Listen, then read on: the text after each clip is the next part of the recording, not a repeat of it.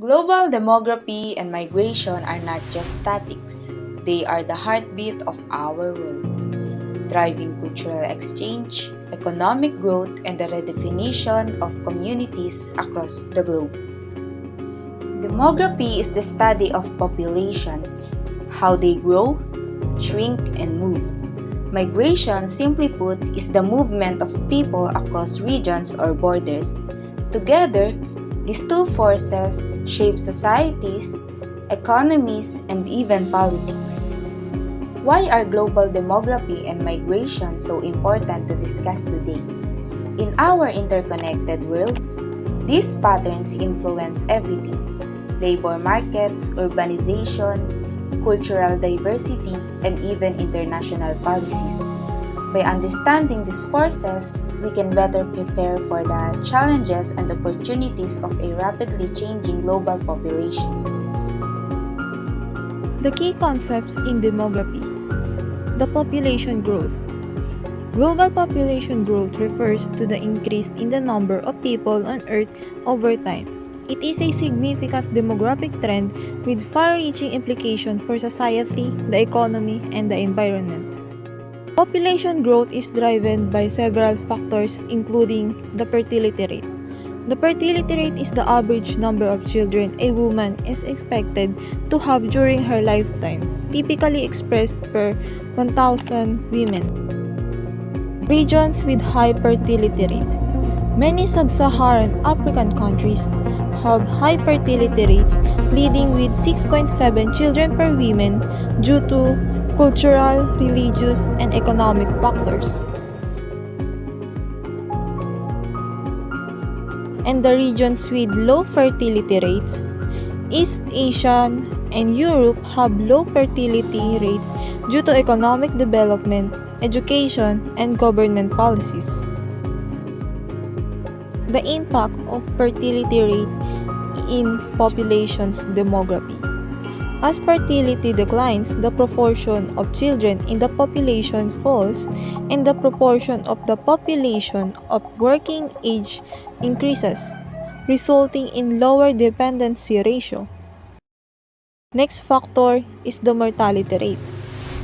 The improved healthcare has reduced mortality rates, particularly among infants and children, contributing to the population growth as more individuals survive to adulthood. The global population is projected to peak at around 10 billion by 2060, stabilizing near 11 billion by the end of 21st century. The next factor is the migration pattern. The migration affects population growth differently across countries, influenced by immigration policies and migrant characteristics like age and education. Countries with robust immigration programs often experience significant growth, especially by attracting young, working-age migrants, while inclusive policies enhance integration and lead to positive demographic effects. Migration happens in two main ways: internal migration and international migration. Internal migration is when people move within their own country, often from rural areas to cities, in search of better opportunities. For example, millions of people in countries like China and India migrate to urban centers for work. International migration, on the other hand, is when people cross national borders to settle in another country. This could be for jobs, education, or even escaping conflict or environmental changes. People from developing regions often move to developed countries in search of better living conditions. Globally, migration is most prominent from developing to developed regions. People are living in places like Asia, specifically Bangladesh, Africa, and Nigeria, moving to wealthier regions like North America, specifically the United States, Europe, and Germany, drawn by job opportunities, safety, and a better quality of life.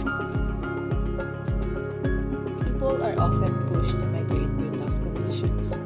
Economic reasons like unemployment and poverty force people to seek better opportunities. Political instability, war, and persecution drive people to escape danger. Environmental issues like natural disasters, where climate change also displaces millions from their homes. On the other side, what attracts people to new countries? Economic opportunities are the biggest pull factor. Places with jobs and growing industries. Migrants also seek better healthcare, education, and overall quality of life for their families. Migration impacts millions worldwide, but why do people leave their homes? What drives them and what happens when they move? Today, we'll quickly dive into the causes and effects of migration. Now, let's talk about what happens to the countries migrants leave behind. A major impact is wage rate, or the loss of skilled workers like doctors and engineers. This leaves key industries struggling. However, migrants also send money home for remittances that supports families and boosts local economies. Migrants bring cultural diversity to destination countries, enriching societies with new traditions and ideas. But there are challenges too. Pressure on infrastructure, schools, and hospitals can increase. Migrants also help fill labor shortages in essential industries like healthcare and construction. Migration is driven by a mix of push and pull factors. It shapes economies, cultures, and communities across the world. The key question is, how can we manage migration so it benefits both the countries people live and the ones they move to? Migration fills workforce gaps in high-income nations, but can also lead to wage suppressions and social tensions. It enhances cultural diversity but may challenge social cohesion. Urbanization is accelerating, with nearly 70% of the world's population expected to live in cities by 2050. This rapid growth strains housing, infrastructure, and services. Effective policies must balance migration benefits and challenges, addressing root causes like conflict and climate change. Societies need to invest in education, skills, and flexible labor policies to adapt to evolving demographic trends.